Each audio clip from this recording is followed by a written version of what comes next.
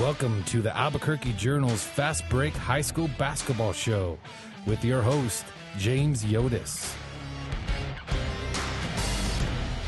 This show is sponsored by Western New Mexico University. Hi, everyone. Welcome to Fast Break, the Albuquerque Journal's high school basketball podcast. My name is James Yodice. I'm the high school sports editor at the Albuquerque Journal. Welcome back after the holidays. Happy New Year. I hope everybody had a very Merry Christmas and a Happy New Year. We took last week off to let everybody kind of enjoy the holidays. So we're going to get back on the saddle today. We're at that point where we're only maybe a week and a half or so, 2 weeks away from turning the corner on the first part of the season, on part one. And then the second half of the season, the more important half of the season, will begin in a couple of weeks. So we got a few things we're going to get to today. We're going to preview the Metro basketball tournaments in the second half of today's podcast. That begins next Tuesday at a bunch of different gyms here in the Albuquerque area. So we'll get to that in the second half of the show. I think first we're gonna tie up some loose ends from the end of 2023, and we're going to begin with Bella Hines, the fantastic junior guard from El Dorado. Bella, since the last time we spoke, a couple of things have happened. Number one, she set El Dorado's individual game scoring record. That was on December 23rd against Rio Rancho. She scored 53 points in that game, breaking the record by a single point. And Bella had a 51-point game last season, and I felt like it was inevitable that she was going to get another one this year. And, in fact, I would not be surprised if this is her only one. I think we can probably expect to see another one before the end of the season. So all congratulations to Bella for breaking a school record that had existed since 1988. So that was a 35-year-old record that she broke. So, and this was Bella coming off the previous week. She had left a game against Sandia in the championship game of the Rio Rancho tournament and had a little bit of a leg issue. And she said she was fine, and she came back the next week and really put it up on Rio Rancho. So that is one part of the Bella Hines thing. The second part is, as I sit down and record this, it is Wednesday afternoon. On Monday night of this week, she posted that she had received a scholarship offer from LSU, which is the defending women's national basketball champion. Now, Bella, of course, has several dozen offers already on the table and probably still others to come. But getting an offer from LSU probably marks the most significant offer she has received since this recruiting process began. So the family kind of posted it as sort of a little New Year's Day celebration that LSU had come on board. And I believe Bella's close to 40 offers now. And this one's certainly the most significant to date. And believe me, she has a bunch of powerhouse programs already on the list of schools that have offered her a scholarship. So congratulations to Bella. The LSU scholarship marks a huge milestone. You just do not see a defending national champion at the NCAA level offering kids from New Mexico. It just does not happen. It's extremely rare. I can't think of it in any other sport that it has happened where a defending NCAA champion offered a kid from Albuquerque or really anywhere in the state. It probably has. I just can't think of one off the top of my head. So big props to Bella. 53-point game school record, and then a few days later she gets an offer from LSU. So the next time we'll see Bella on a major stage will be the Metro tournament next week. I wanted to get to Jesus Licon from Highland as well. This kid is having a fantastic season. He has been a scoring machine, much like Shane Dumas-Sanchez was last couple of years for Del Norte. Jesus, last week in a consolation bracket game of the Rio Rancho Holiday Tournament, scored 54 points, a school record, against St. Pius. This was an overtime game. And I think the most significant statistical part of this game was that the kid went out and scored 30 points in the fourth quarter of this game. Now, I didn't see it. I was at the tournament, but a little bit later that day. Licon has been on fire pretty much since the season began. Now, Highland has been involved in any number of close games already this season, but Licon has been almost certainly the most prolific individual scorer we've had in the state in any classification. The kid has just been filling it up like crazy. I have not personally seen him yet this year. The couple of times I wanted to see them, they lost in the first round of a tournament and I didn't get a chance to see them the next day. So I hope to see Highland at the Metro Tournament next week. But all congratulations to Jesus Licon.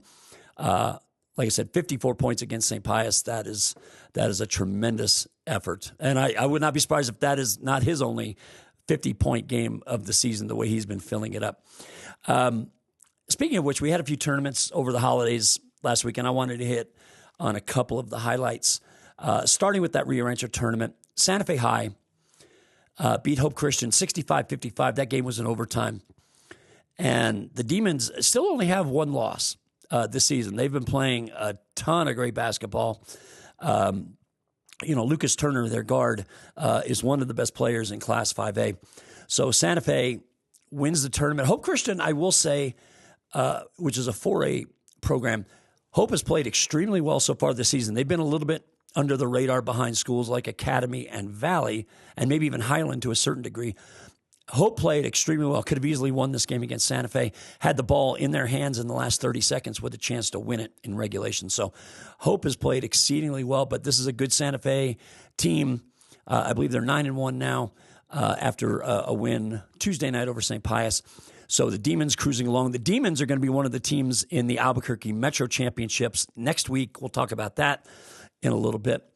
El Dorado's boys have been quietly playing some good basketball. They made it to the finals of the Pocorn tournament in Roswell.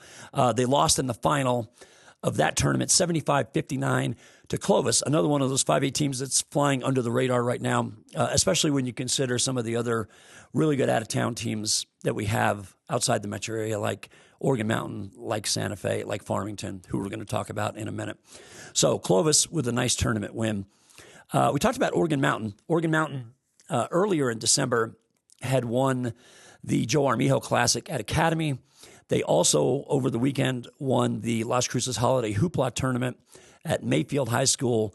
Oregon Mountain beat Los Lunas 48-45 in the championship game. And Oregon Mountain, I believe, beat Atrisco Heritage in overtime in the semifinals of that tournament. So a couple of really good wins for Oregon Mountain.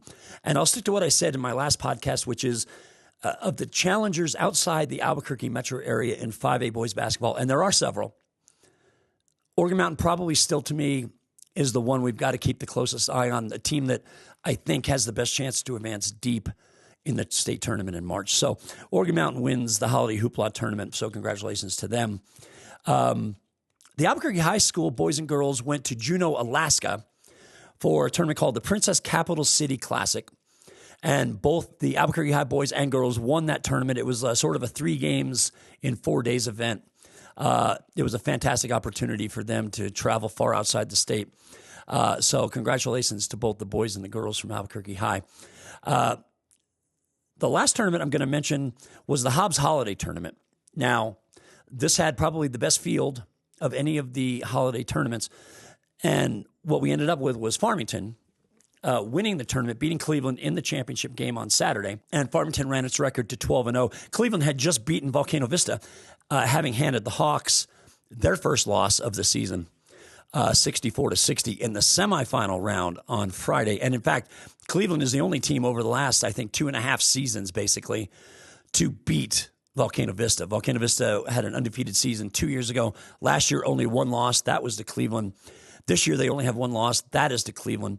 So Cleveland and Volcano Vista have now split 2 games so far this season. Volcano Vista beat Cleveland at the Storms Gym in the final of Cleveland's tournament. That goes back to mid-December. Then Cleveland got a little bit of payback, beating them in the semifinals of the Hobbs Holiday Tournament. And then Cleveland turned around. Probably a very tough assignment, having beaten Volcano one day. Maybe a bit of a letdown. I'm not sure exactly what happened, but that was a tough assignment, having to come back the next day after a big emotional win over Volcano, lose to a really good Farmington team, which, as I said, ran its record to 12-0. Now, a little bit about Farmington. I had a chance to watch them on Tuesday night. They had a game at Los Lunas. Farmington just moving into the number 1 ranking in 5A boys basketball. They leapfrogged some good teams like Atrisco, Volcano Vista, Cleveland. Farmington was the number 1 team in the coaches' poll as it was released early Tuesday evening. Farmington had a road game at Los Lunas, which was ranked number 7. And this game was really close for a half. It was, I think, a 19-18 game for Los Lunas at halftime. Los Lunas pulled away in the second half. couple of big three-pointers from Logan Tafoya, got some separation. And then Jalen Holland, who was battling the flu and only at about 70%, had a big second half, got to the rack repeatedly with a lot of success, and he finished with 27 points. And Los Lunas beat Farmington 49-31. So that was the first loss of the season for Farmington's boys, and they were the last undefeated team in Class 5A. This is still a really good team. Of course, Farmington was at the Hobbs tournament, then had to turn around 2 days later, come back down to the metro area to play Los Lunas. And their head coach told me last night that travel was maybe a little bit of a factor, but not as much as you would think. Los Lunas' defense really just clamped down, especially on Farmington's big player, Cody Vassar-Steen, who I think finished with 15 points and is certainly Farmington's best player. He is to Farmington what Jalen Holland is to Los Lunas or Daniel Steverson is to Cleveland. He is their alpha and one of the state's probably 10 best players in 5A. So Farmington gets knocked off the unbeaten ranks. Not a huge thing. That was a tough road trip, regardless of whether they had played in Hobbs. But Los Lunas gets a huge win. They go to 7-4 on the season. And Los Lunas has played a lot of good teams already. Los Lunas has already met Cleveland. Los Lunas has already met Atrisco Heritage. Los Lunas, as we mentioned, played Oregon Mountain last weekend. They played Farmington. They're going to play Volcano Vista coming out on the other side of the Metro tournament. So Los Lunas has played a pretty tough schedule to date. And the Tigers have hung in there pretty well. They've got a couple of close losses in there, but this is their second really signature win of the season. They beat Atrisco Heritage on the road 84-81 in the middle of December, and now they have this win over Farmington. So these are the kind of quality wins that help your seeding when we get to March, because all these teams are going to be somewhere in the top 8. So a couple of key wins for Los Lunas. So that takes care of recapping last week, and in a second we're going to get to the Albuquerque Metro Championships, which begin on Tuesday night. Education and training at Western New Mexico University is accessible from every corner of the land of enchantment, providing limitless opportunities towards success for more than a century. And now, through the New Mexico Opportunity Scholarship, tuition and fees are covered for anyone looking to start or start over.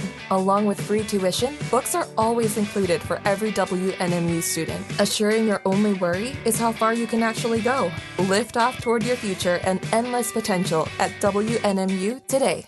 Okay, why don't we shift into part 2 of today's podcast, and we're going to talk about next week's Albuquerque Metro Championships, which is the biggest regular season tournament really in the state. Outside of the state tournament, it's really got probably the best group of teams, I think, of any tournament. So it's a 16-team event for both the boys and the girls. We will begin on Tuesday night. We'll have 8 games or 16 games, 8 boys, 8 girls at gyms all across Albuquerque. So why don't we start we'll get to the boys in just a second. Let's start with the girls tournament. I'm going to run down the first round matchups on Tuesday. So top half of the bracket, Cleveland will play Albuquerque High, as we mentioned, just coming off this tournament win in Juneau, Alaska. Also in that half of the bracket, Hobbs, the defending state champion and also the defending Metro champion, will be here to play West Mesa. That's a pretty decent matchup. West Mesa's got a pretty decent team. So Hobbs will get a nice test in the first round. On the bottom half of the top half of the bracket, we've got El Dorado and Bella Hines. They're going to play Valley. And then Hope Christian is going to play La Cueva. La Cueva had a nice win. We should mention, too, real quick as a sidebar. La Cueva had a very nice win during the holidays. They beat a 4A power, Kirtland Central, 50-47 on a last-second buzzer beater by Eva Love, who was signed to play with Air Force. So La Cueva's got some momentum. I saw La Cueva early in the year play Volcano. It was a bit of a struggle, but La Cueva's still got one of those teams that's going to be a factor into the second week of March, I think. So you've got a potential La Cueva-El Dorado matchup in the quarterfinals of the girls in the top half of the bracket. So the bottom half of the girls' bracket, you've got Rio Rancho playing Highland and Cibola taking on Sandia, which is the best team we have here in the metro area. Those 2 games will be matched up in the second round. And then we've got Santa Fe playing Volcano Vista and Gallup, one of the Class 4A powers, along with the likes of Kirtland Central and St. Pius. Gallup would be playing Atrisco Heritage. So we could see Volcano Vista and Gallup. Matter of fact, I'm sure that's what we're going to get in the second round, which is really a tremendous second round matchup. That's a tough draw for both the Bengals and Volcano Vista, but that's what we're looking at there in the quarterfinals. So the Metro schedule will have 8 girls games on every day of the tournament: Tuesday, Wednesday, Friday, and Saturday. There'll be 8 first-round games on Tuesday. The 4 quarterfinal games will be on Wednesday. Thursday will be an off day. Then we'll have the semifinals at Highland on Friday, January 12th, and then the championship game on Saturday, January 13th. That will also be at Highland at 6 p.m. So that is the girls' schedule for Metros. And I'm certainly hoping to have Hobbs coach Joe Carpenter here with me in studio next week as Hobbs comes up to the Metro area for a few days. And they had a great success being invited to this tournament for the first time last year, beat Sandia in the championship game. So Hobbs is going to get a look at all the top challengers to them in this tournament. I think we're headed for a Hobbs Sandia final here. Looking at the bracket, we'll see. Eldorado's a team, if they were in Sandia's half, or La Cueva was in Sandia's half, maybe that's a little different. But Hobbs looks like they're going to have a good chance to get to the final. And then Sandia, of course, they may have to play Volcano or Gallup in the semifinals, which will certainly be a test. And Sandia's already beaten Volcano once pretty handily. So Sandia's going to have some challenges, I think more so than Hobbs will in that bracket. So there's the girls' part of the bracket. Let us shift to the boys. Same format, same schedule. We have 8 first-round games on Tuesday, 4 quarterfinal games on Wednesday. Thursday is an off day. Friday, the semifinals will be at Volcano Vista.